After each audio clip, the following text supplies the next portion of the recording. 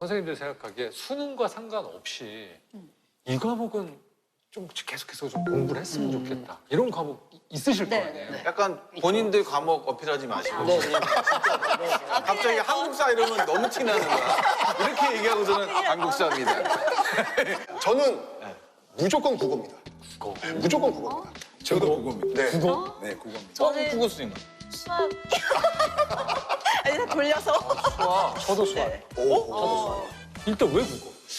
저는 기본적으로 지금 아까 이번 수능을 보면서 학생들이 낯설다라는 표현을 많이 했잖아요. 근데 문제가 뭘 이야기하는지를 모르겠다는 거예요. 그러니까 문해력. 이 문해력에서 너무 차이가 나니까 요즘 학생들이 문해력이 좀 많이 떨어지는 게 뭐냐면 저 역사 예를 들면 이런 게 있어요. 제가 홍경래의 난을 가르칩니다. 그러면 애들이 선생님 난은 무슨 꽃일까요? 이거라고 다 생각해, 진짜. 진짜로? 네. 진짜. 왜? 그리고 심지어 고려시대 때 그 상별초를 가르쳐요. 그러면 선생님 어디 초등학교?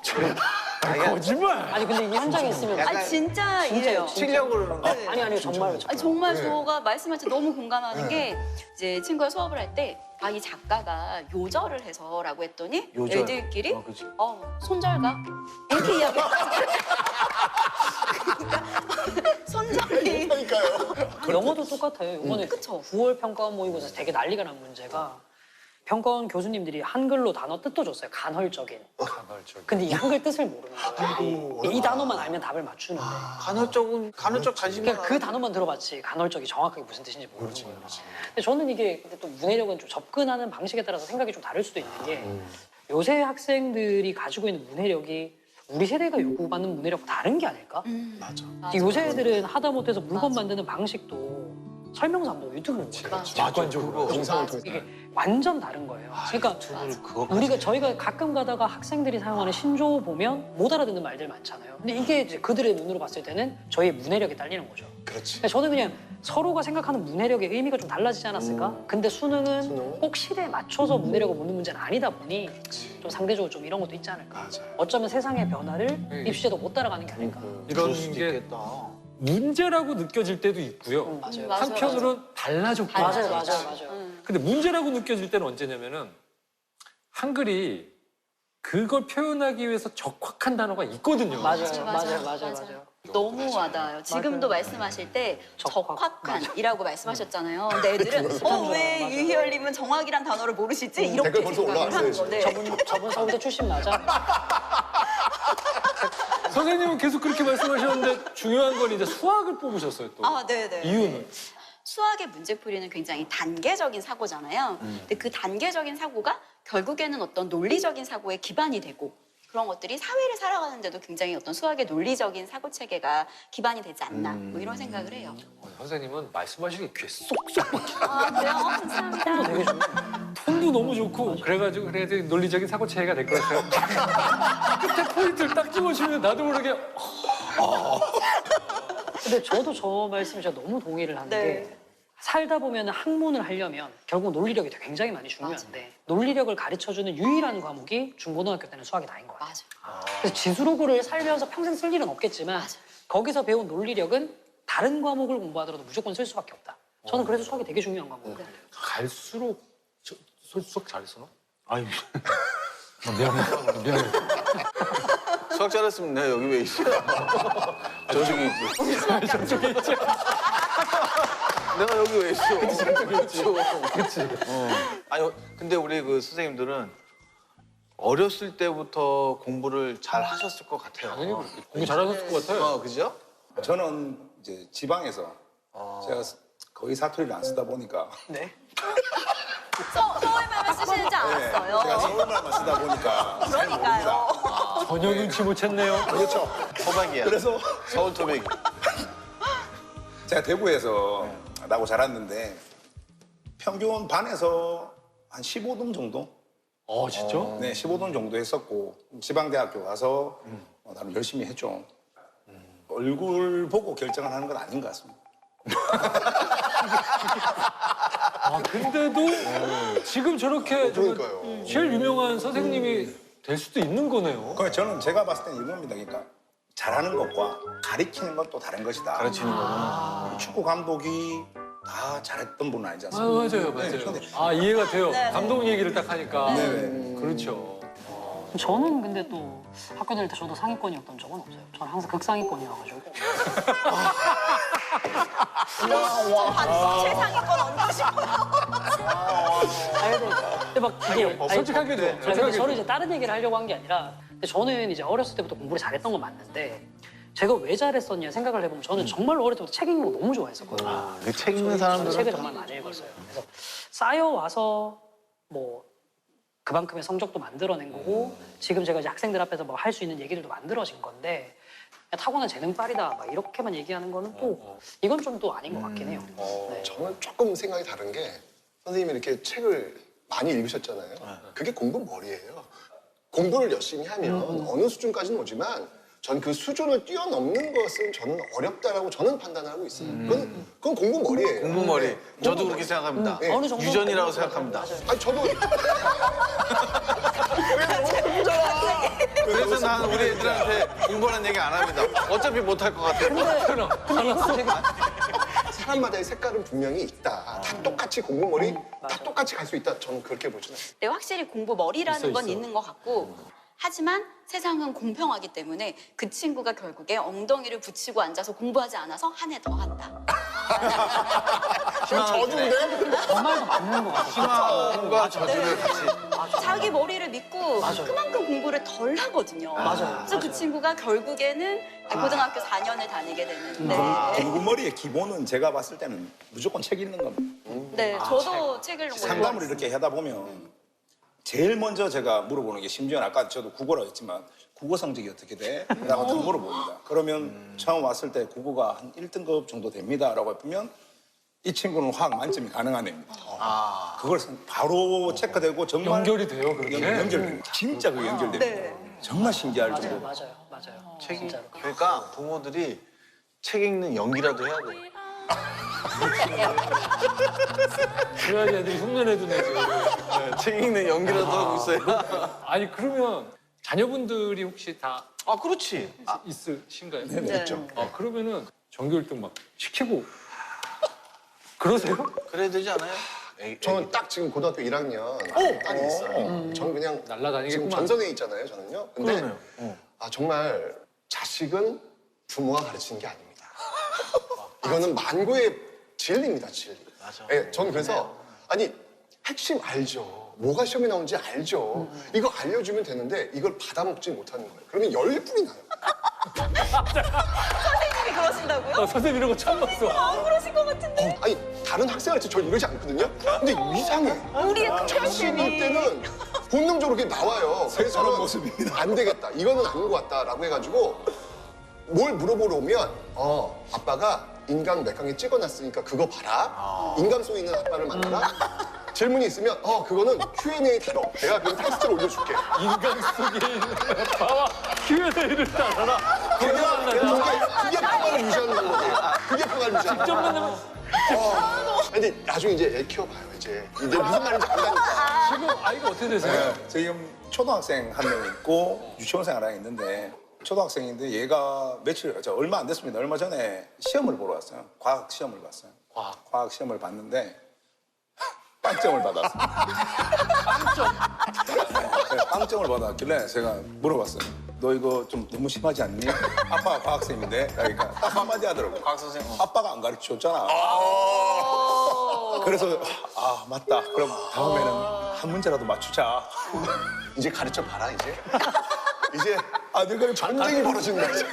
맞아요. 저도 아내분이 수학 그러니까 우리도 집에 이렇게 방에 있다 보면 점점 이제 큰 소리가 점점 나옵니다. 그러면 여지없이 그 수학 문제를 풀고 있습니다. 네, 이걸 왜 모르냐?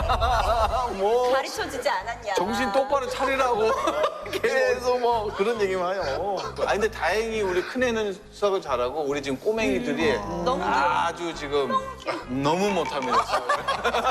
엄청 혼나고 있어요 엄마한테. 그래요. 그러면 약간 이제 선생님 당연히 일타 강사시니까 아주 성적이 낮은 친구들 있잖아요. 그런 친구들도 딱 내 밑에서 1년만 딱 하면 서울대 갈 수 있다. 야, 제가 그 질문 진짜 많이 받아요. 질문 좋아. 아니 근데 제가요, 저는 이 질문을 들 때마다 진짜 속에서 열이 뻗쳐요. 최대한 가라앉혀서 얘기하고. 아니, 1년 공부해가지고 서울대 가면 옆에서 몇 년 동안 열심히 공부했던 애들 다 뭐예요 도대체? 맞아. 걔네들 다 바보도 아니고. 왜 남들의 몇 년을 자기는 왜 그 고작 몇 달밖에 안 되는 시간 동안을 왜 얻으려고 하는지 자체가 가끔 보면 기적적인 결과가 나오기도 해요. 영어도 이제 한국 선생님 옆에 계시지만 좀 흥선대원군급으로 영어 못하던 애가 흥성 대원군급으로 못하는 거는 뭐지? 아니 좀 영어를 아예 문 닫아버리고. 스스로 문 닫- 그런 애들이 뭐 해서 가끔 수능에서 1등급 찍고 하는 애들도 있어요. 근데 정말 그건 기적이죠. 근데 원래 기적이라는 것 자체가 잘 안 일어나니까 기적이잖아요. 맞아, 화가 나가지고. 화났어 지금. 저희가 진짜 물어본 건 아니잖아요. 나도 모르겠지. 그러면 되게 안 되는 거구나. 아니 제가 워낙 많이 받는 질문이라 이 질문을 많이 너무 많이 받는. 그리고 또 이게 저는 애들이랑 느끼는 게 수능 공부는 되게 빡시게 2년이 필요한 것 같아요. 그러니까 네, 저도 최소. 네, 저도 맨날 똑같이 얘기해요. 그만큼 안 하고 성적 오르기 바라면 도둑놈식 보지. 저 똑같이 얘기하거든요. 그리고 수능 공부는 빡시게 2년, 조금 널널하게 3년. 근데 진짜로 애들 가르쳐 보면 이렇게인 거. 고1, 고3을 아주 열심히 하거나 고2, 고3을 아주 열심히 하거나 보통 이렇게 딱 빡시게 2년 아니면 3년. 이 감독님들 얘기, 그러니까 감독님이래. 어이구. 나 지금 순간 막 히딩크 버거슨 같이 감독님들 같은 느낌 들어가지고 2년은 선생님들한테만 온다고 무조건 2년 안에 다 보낼 자신으로 얘기하는 게 아니신 것 같고 그 아이가 그렇게 해야 되는 해야 되는 거죠. 해야 되죠.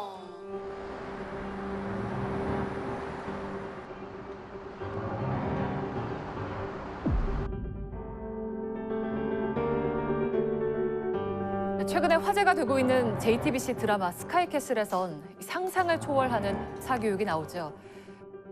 그런데 이게 드라마 속 얘기가 아니라 현실이란 목소리도 많습니다. 이번 기말고사는 절대 너 자신을 믿지 마.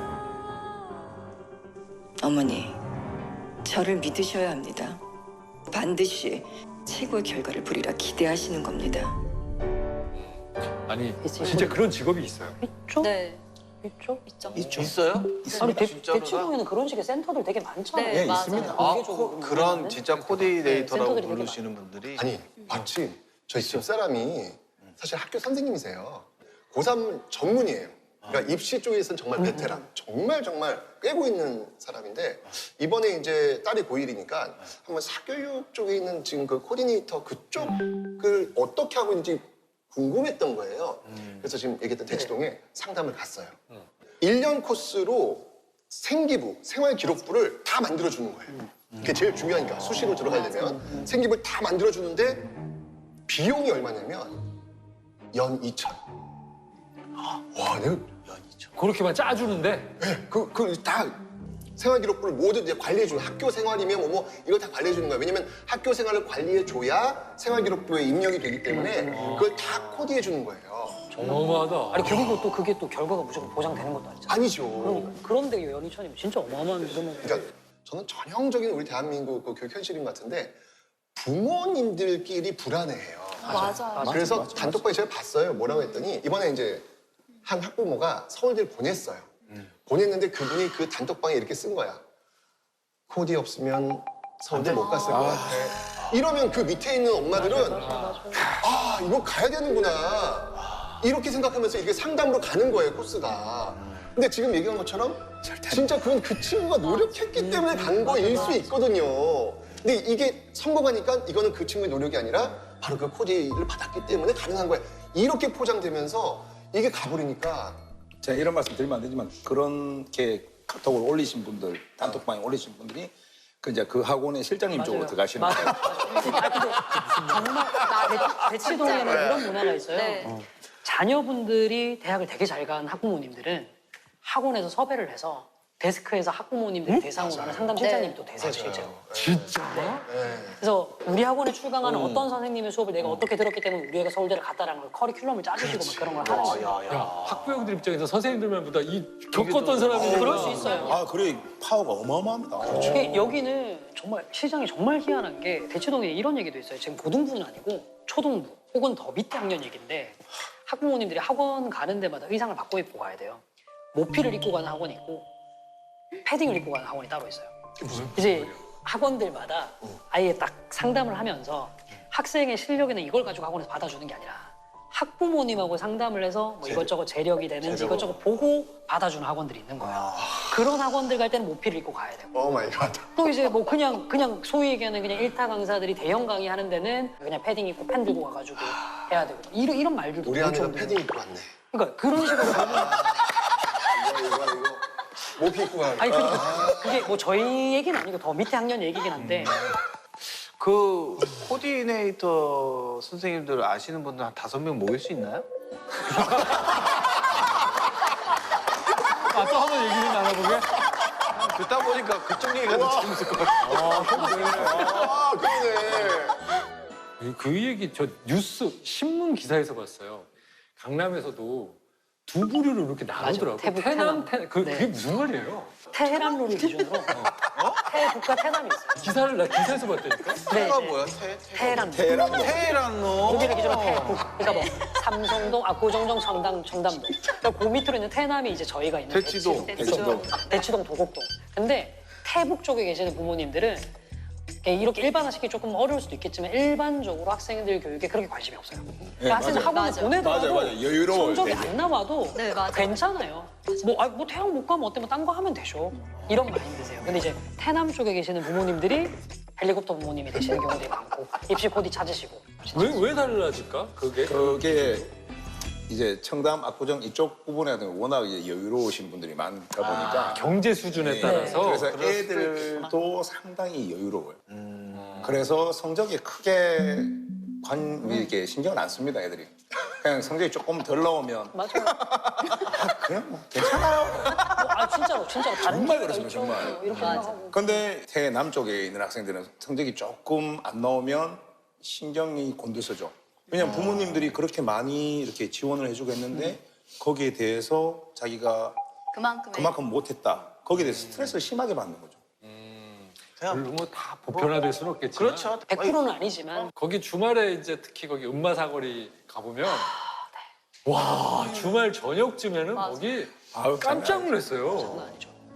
그 학생들 인파와 차들이 그 사거리를 꽉 채우고 있는데 심지어 경찰분들 그 교통정리를 네, 해주고 계시고 해줘야 됩니다. 네. 네. 안 그러면 마비가 돼요. 네, 맞아요. 근데 저는 그 풍경을 저도 많이 봤는데 그때 저는 아이들, 학생들의 얼굴을 좀 많이 봐요. 근데 그 학생들의 얼굴이 좀 가슴이 많이 아파요. 왜냐면 그 나이 또래는 그 친구들하고 그냥 카르르 웃어대면서 정말 너무너무 재밌어야 되는 어떤 그런 얼굴인데 그 밤 9시, 10시에 나오는 아이들의 모습은 마치 부유물처럼 떠다니는 듯한 어떤 그런 느낌들? 생기가 없어요.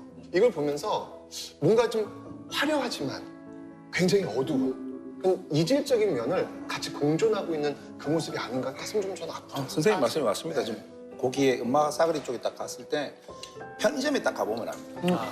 맞아. 편의점에 딱 가보면 압니다. 그러면 한 12살, 13살 정도쯤 되는 애들이 무거운 가방 캐리어 끌고 앉습니다. 캐리어. 가방 안 매요. 캐리어. 끌고 매면은 키가 안 큰다고 해요. 캐리어. 책 가방 아 이쁘다 뭐 이 안에 뭐 있니? 라고 하니까 딱 한마디 하요. 일반 화학 있는데요. 이렇게 얘기하는 거예요. 초등학생.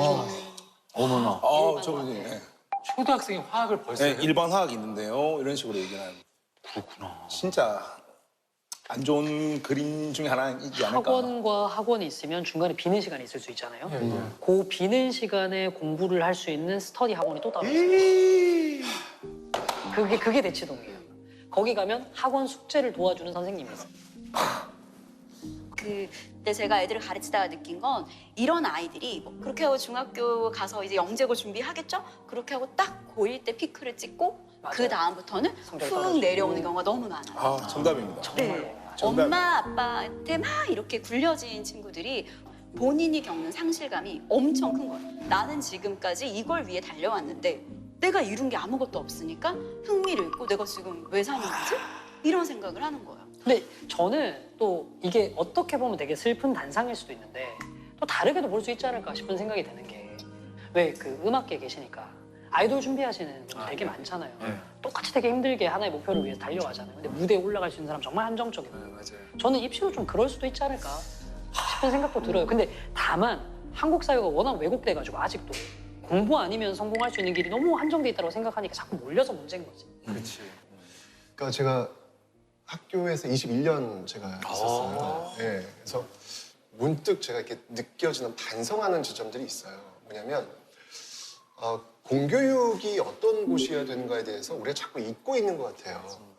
그 곳은요, 다양한 색깔을 갖고 있는 아이들이 온 거예요. 공부머리 있는 아이들도 오는 거고요. 또 운동을 잘하는 아이들도 오는 거고요. 음악을 잘하는 아이들도 오는 거고요. 다 같이 다른 색깔을 갖고 있는 아이들이 그런 오는 아이 거예요. 중에 점심 먹으러 가는 아이 있어요. 맞아요. 그런 아이도 있어요. 있어요. 즐거운 학교 그 생활. 일주일 그 식단 식단표를 형광펜. 다 외운 애들이 맞아요. 지금 우리 첫째, 둘째까지가 다 외웠습니다. 재능이야. 그럼요. 난 그게 너무 신기해. 제가 21년 담임하면서 시험 성적이 올랐어요. 그럼 저는 그랬던 것 같아요. 교무실에 아이를 불러가지고 폭풍 칭찬해줬던 것 같아요. 야, 너 잘했다. 나 많이 이렇게 열심히 올랐네. 해서 노력하니까 이렇게 올라왔네. 그런데 점심시간에 운동장에서 축구를 하다가 골을 넣은 아이를 제가 불러가지고 칭찬해 본 적은 없어요. 저는 공교육이 그래서는 안 된다고 보거든요. 근데 그 공교육의 어떤 그 모습들이 우리가 너무 잊어버리고 있는 건 아닌가? 라는 생각이 들면서 요즘 제가 좀 많이 반성하는 어떤 그런 지점들을 많이 갖고 있습니다. 공부 외에도 다른 것도 칭찬을 많이 해주셔야 되는데 아마 점심시간에 그 꼴 넣다고 칭찬 못한 거는 식사 후에 해가지고 못 봤어. 그러길 바래요. 그러길 바래요. 예. 근데 애들 압박감 어마어마하죠. 맞아요. 그러니까 제가 아이들을 가르칠 때 제일 속상한 지점이 재수를 한다고 이제 상담을 하러 와요. 가르친 애들이. 그러면 제일 슬플 때가 걔가 와서 이렇게 얘기하는 거예요. 선생님 저 지난 19년 동안 뭐 했는지 모르겠어요. 그나 벌써 그런 거야. 네. 그러니까 내가 수능이라는 시험 한 번 딱 못 보는 순간 지난 자신의 19년을 다 부정해버리는 거예요. 이런 시험 한 번으로 평가받을 애가 아닌데 그런 것들이 엄청 속상하긴 해요. 옆에서 지켜보면. 이거 정말 속상한 지점 맞고. 근데 저는 또 한편으로 또 이런 생각을 하는데 정말 좀 한국 사회 교육 제도가 어린 애들한테는 실패하는 법을 가르치질 않아요. 저희는 실패하는 법을 배워본 적이 없잖아요. 제가 가끔 가다가 그 외국인 친구들하고 이렇게 같이 놀다 보면 되게 좀 놀라는 장면이 애기들이랑 달리기 시합할 때 많이 져주시지 않으셨어요? 네. 그죠? 그러니까 한국 부모들한테 이게 디폴트 기본값인 거예요. 근데 외국 부모들은 안 그래요. 달리기를 하면 애랑 6살짜리랑 달리기 시합을 하는데 전속력으로 뛰어서 길이길이 이겨요, 애한테. 아, 애를 저는 이게 처음에 너무 놀라워서 왜? 그랬더니 아니 언제까지나 얘가 1등하고 이길 수는 없잖아. 어렸을 때부터 그거 당연히 알아야 되는 거 아니야? 그러니까 어렸을 때부터 그게 습관이 되는 거예요. 항상 자기가 성공하고 1등을 해야 되는 게 아니라는 거예요. 근데 한국은 어렸을 때는 그거 안 가르치다가 그러네. 19살이 돼서 처음 가르치는 거예요. 세상으로부터 버림받을 수 있다는 거예요. 사실은 그건 어렸을 때부터 얼마든지 배울 수 있는 건데 좀 이런 거 내성도 좀 어렸을 때부터 길러줘야 될 것 같기도 해요. 진짜 다른 공감합니다. 별개 진짜 얘기이긴 한데. 진짜 그럴 수도 있다. 그러니까 이게 입시 체제를 이렇게 보면은 사실은 원래 이 수능이 말 그대로 대학 수학 능력 시험이에요. 그러니까 대학교에 들어가서 대학교 교육을 받을 수 있는지 없는지를 측정하는 시험이 그러네요. 예, 그게 수능이에요. 그게 본질인데 그냥 전국 1등부터 쭉 줄을 세우는 어떤 그런 도구로 전락해버린 거예요. 이 모습이 좀 악순환이 지금 반복되고 있는 게 아닌가라는 그런 생각이 듭니다.